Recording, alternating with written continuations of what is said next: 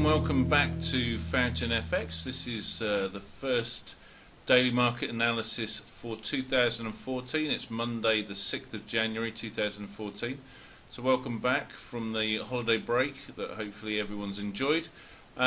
Just catching up with what's been going on in the market. There isn't a lot happening today in all honesty, so just taking a quick look at some news. MarketWatch.com is a good just general journal of news information to do with markets, and there's not a lot really talking about. It's talking more about the weather in America than anything else, other than JP Morgan having to pay over $2 billion in fines to do with Madoff. Nice little article in here, how to lose money in the markets fast. If we click on that, tells us the usual thing, which is past performance is no guarantee of future results. So just be very aware of what you're looking for and what you're seeing. They're talking about gold being a good investment for 2014, and typically the reason being is that you can tell that in 2013 it's fallen in price, so therefore it's now seen as a low value, so there's room for it to grow. Simple strategy which a lot of people apply. So you can apply the same to the currency markets, where if you look at a particular currency that's below value, therefore expect it to rise. Similarly, if it's above value, expect it to turn and fall.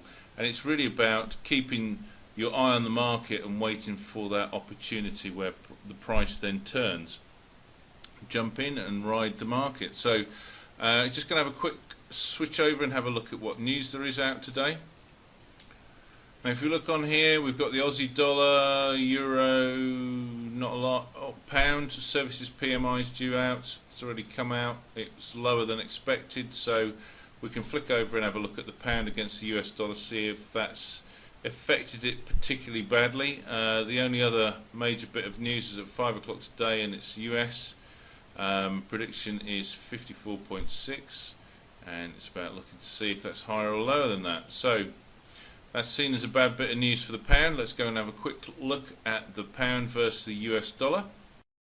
So we're taking a look at the pound against the US dollar, and we can see that the actual pound is in a good long uptrend since July of last year. It's been gaining strength against the dollar the whole time, even at times when the dollar has been gaining some ground against other currencies.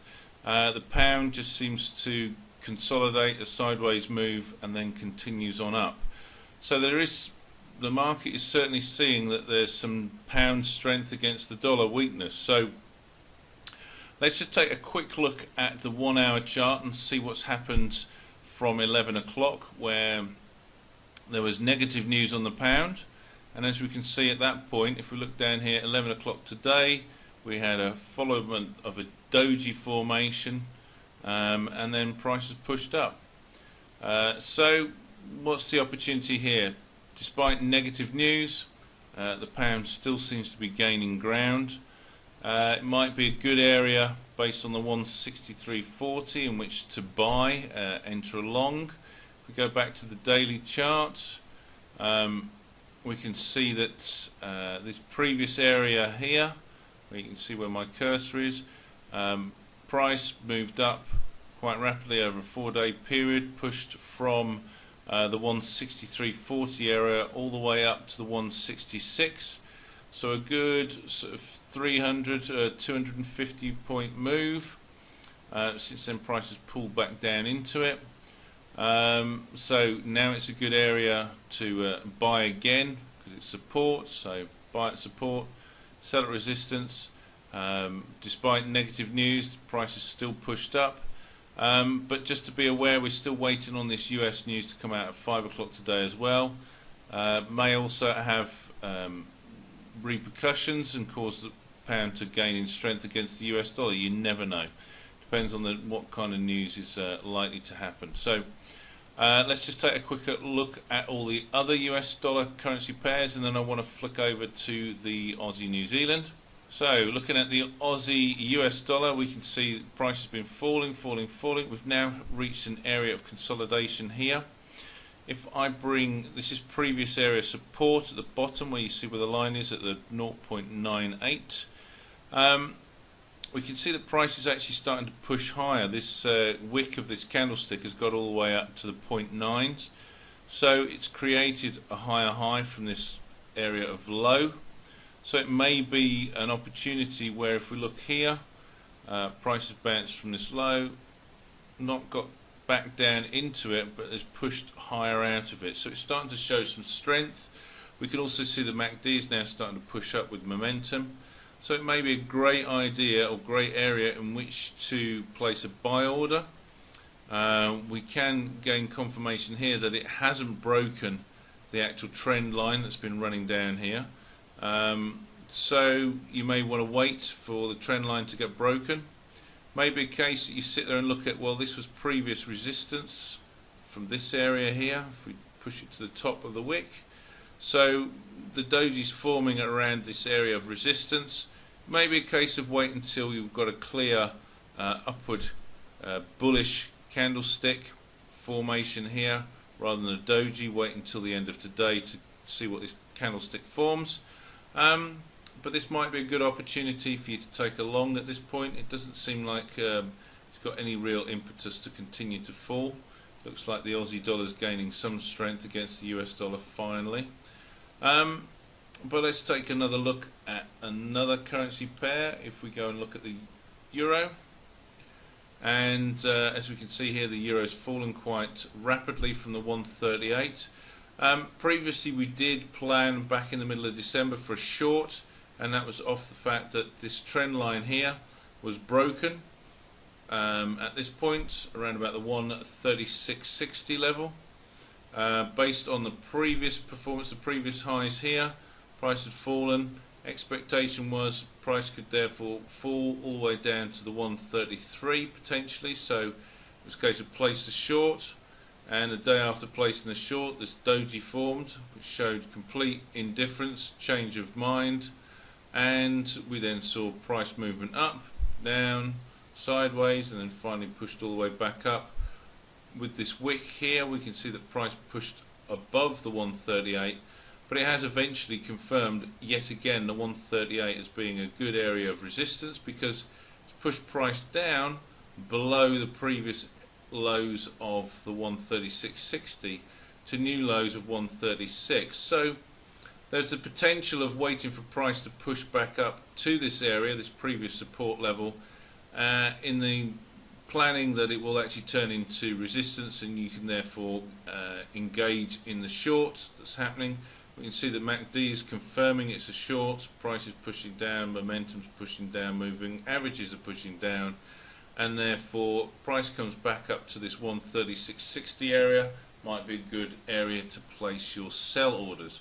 So let's take another look at another pair. If we come down into the New Zealand US dollar, what's happening here? Don't particularly like it. It's been going sideways for a while, a bit difficult to read, and then suddenly you get these big candlesticks with a lot of wicks as it flies off to the moon. All I would say is if price gets down to this 0.77 area down here, then based on previous performance it's a buy. If it gets up to the 0.85 based on previous performance, it's a sell. Otherwise, stay away from the New Zealand US dollar. There's no real clear direction. Let's have a look at the US dollar CAD. If we see here, uptrend, forming an ascending triangle at the moment since it's reached this area of consolidation at the top. So now might be a good area in which to buy as it's bouncing off the trend line, forming a spinning top at the moment. Previously, where it did the same thing down here in the middle of December, price then rose from the 106 all the way up to the 107, so good or a nice 100-point move. If it does the same thing, you might be able to get 60 points out of this quick trade, but ideally, because it's an ascending triangle, you're waiting for price to break above the 107 and take the longs there, or as we said here, look, buy where we are now. It's the safest opportunity. Buy at the 106.40 and put the stop below around about this level. Let's just see where we are. No, that's not what I wanted to do. If we put the stop down here around about the 105.60, maybe a bit too low, 105.80, we're looking at a buy in here at the 106.40, so look to buy 106.40, put your stop below here, which is the 105.85. There you go, 55-point risk. It's going to be a 1-to-1 in that sense, but look for price to push up here. Could continue to break through and carry on up, which would be the prediction of the ascending triangle. And let's have a look at the US dollar Swiss franc. US dollar Swiss franc downtrend started to change. The momentum with which price was collapsing was slowing. Previous low here at the 0.89 broke just slightly below it, almost like a reverse picture of the euro against the US dollar, and we can see that the previous low spike of the candlestick all the way down to here, wick, sorry. Since then price has pushed up quite nicely. Maybe a case of on this area of resistance that's just been broken, the 0.9 level. You look to place a buy order there in the hope or in the prediction that price is going to push higher. So that's that one. Let's have a look at the US dollar yen. Similar thing, we've got area of highs here. Price has pushed above that. As you can see, it's had to work quite a lot with all the zigzags as it pushes up. That's its order flow taking out the sellers with new buyers coming in. And then price has pushed higher. Still showing it's an uptrend, even though MACD's sort of flat, showing a bit of negativity on it. But prices continue to push higher. So it may be a case of look to buy around about the 103.90 mark, this level, this line here, with the expectation that price will continue to rise based on current performance, not past performance. And should it not do that, should it break below there, then it's going to be about, let's have a look for some form of confirmation that it's going to turn into a downtrend and we can take profit from it. So quickly going over to the Aussie New Zealand dollar, as I promised earlier on. If we have a look here, price is falling, it's come to the trend line at the bottom, it's got to this new low. Go and look on the weekly chart, we can see that this is the lowest it's been for a long time. If we look back here, definitely low. Let's see if we get anything on the monthly chart. No, see on the monthly charts like that, it's definitely the lowest. So the Aussie dollar is very weak against the New Zealand dollar, and we also have confirmation from the moving average MACD histogram that the momentum is starting to decline. It hasn't crossed over the zero line yet.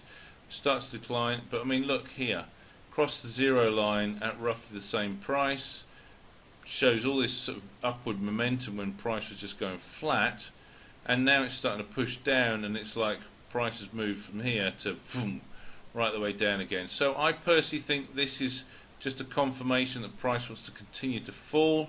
I've placed a sell order in here today, especially after this bullish engulfing candlestick. There's your bearish candlestick there, and yesterday's candlestick just totally swallowed up the whole thing. That was on Friday. So confirmation to me that it still wants to go down. There's weakness, not strength. Even though we are close to support, it's just a continuation of the downtrend. So I've placed a sell order. Let's see what happens. It's been in profit ever since I've placed the sell order, but we'll have to wait for the end of the US session. And that's it today from FountainFX. A bit of a long session. It's just really to introduce the new year, and happy trading to everyone.